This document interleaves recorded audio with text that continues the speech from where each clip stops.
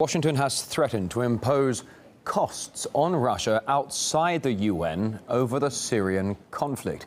It may mark the starkest warning so far from America, which has been ramping up anti-Russian rhetoric in recent weeks, moving swiftly from criticism to direct threats. I listened to my colleague from Russia, and I sort of felt a little bit like we're sort of in a parallel universe here. What Russia is sponsoring and doing is not counterterrorism, it is barbarism. In this case, I wouldn't rule out multilateral efforts outside of the UN to impose costs on Syria or Russia or others with regard to the situation inside of Syria. However, just a month ago, US-Russia talks on the Syrian peace process seemed warm and friendly. RT's Caleb Mopan takes us through how it all changed. Remember when the United States and Russia were keen on sharing their friendship with the world? Where's the vodka? Pizza from the American delegation. This is from the Russian. Well, it's certainly not like that these days.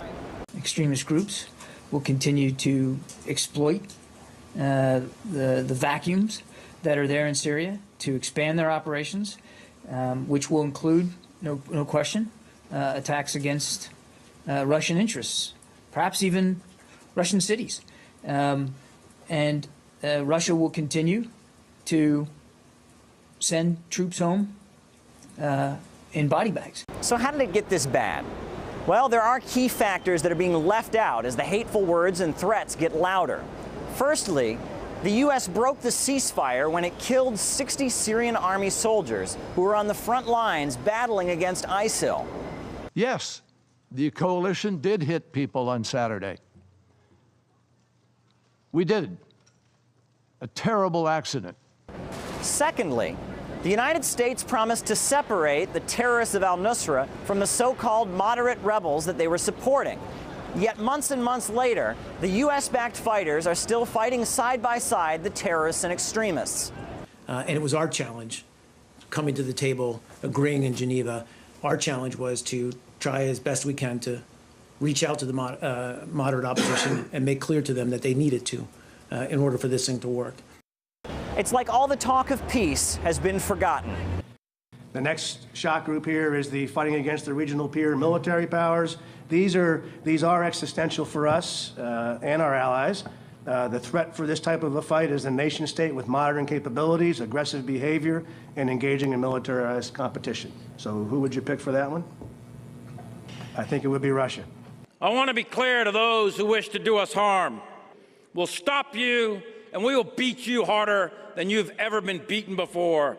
But if you listen to the words of U.S. officials, it's as if somehow Russia is the one who's being aggressive. The lunatic warhawks have taken over in Langley, in the Pentagon, and also in the White House. The spokesperson there talking about costs and Russian cities being hit, Russian soldiers coming home in body bags.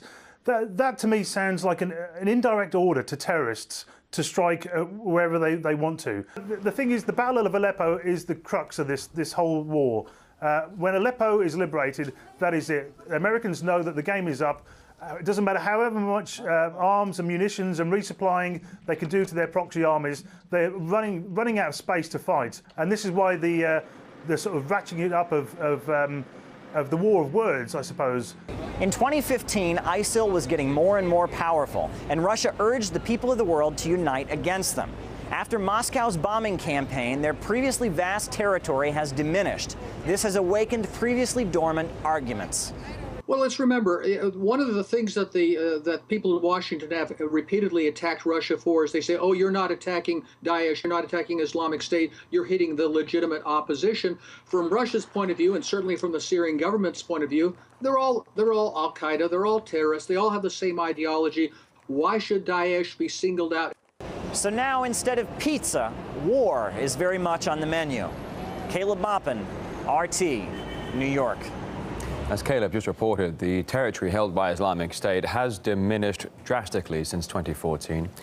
Back then, the group seemed powerful enough to build its own state, with stories of an autonomous government and currency hitting the headlines. But now media reports highlight ISIL's decline. Let's take a little look at the map we're going to show you here. Here we see just how much territory Islamic State has lost in 2 years.